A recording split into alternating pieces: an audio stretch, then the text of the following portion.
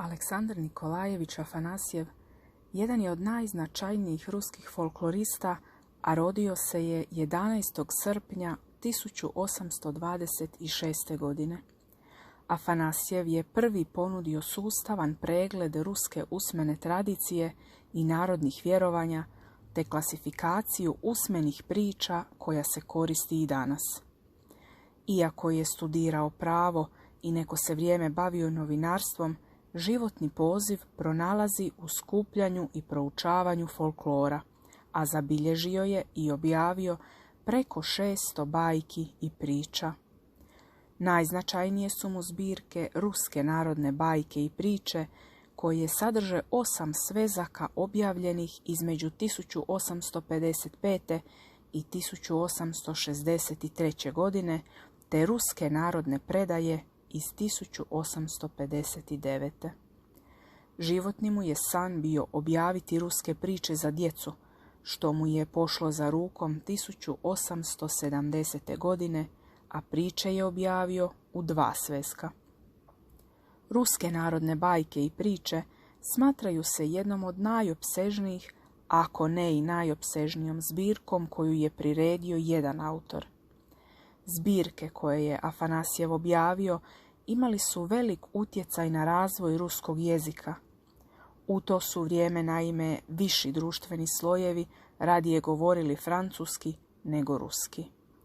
Afanasjev je bio predstavnik takozvanog mitološkog pristupa proučavanju folklora. Njegov rad na mitološkim korijenima usmenih priča bio je izvor nadahnuća i našoj Ivani Brlić-Mažuranić za pisanje priča iz davnine. Zbirka priče iz davnine nastala je iz nekoliko poticaja, a prvi je od njih Ivanino proučavanje i zanimanje za slavensku mitologiju i folklor. U vrijeme nastanka prve bajke, Šume Striborove, Ivana je uz ostalu lektiru čitala poetsko gledanje Slavena na prirodu, a čiji je autor upravo Afanasjev.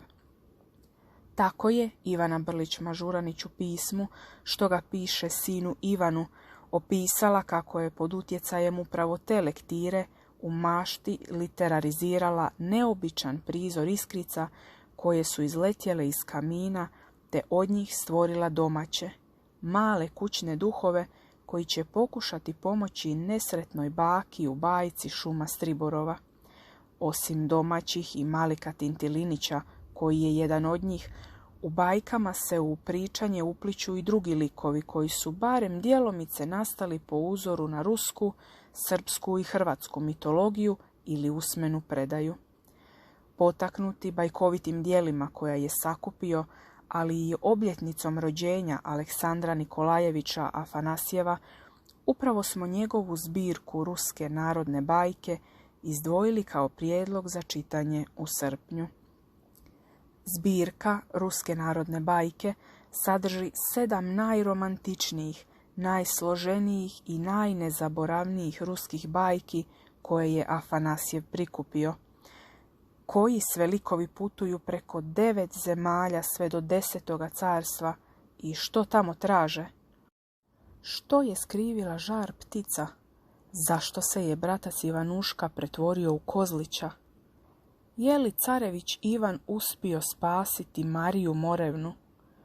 Kome je sudbina namijenila ženidbu sa žabom i kakvu to ulogu u bajkama ima baba Jaga? Otkrićete ako zavirite u zbirku i pročitate izabrane bajke. Ruske narodne bajke likovno je obradio, onako kako dolikuje njihovom mjestu u svijetu bajki, Ivan Bilibin, ruski ilustrator s konca 19. i početka 20. stoljeća. Za svoje se raskošno obojene ilustracije i rubne ukrase uvelike oslanja na dekorativnu pučku umjetnost. Korištenjem bogatih tamnih tonova stvara sliku pune dubine i drame. Bilibin stvara dojam da čitatelj visoko leti na istinski nezaboravna putovanja, koja su jednako upečatljiva danas kao i prije 100 godina.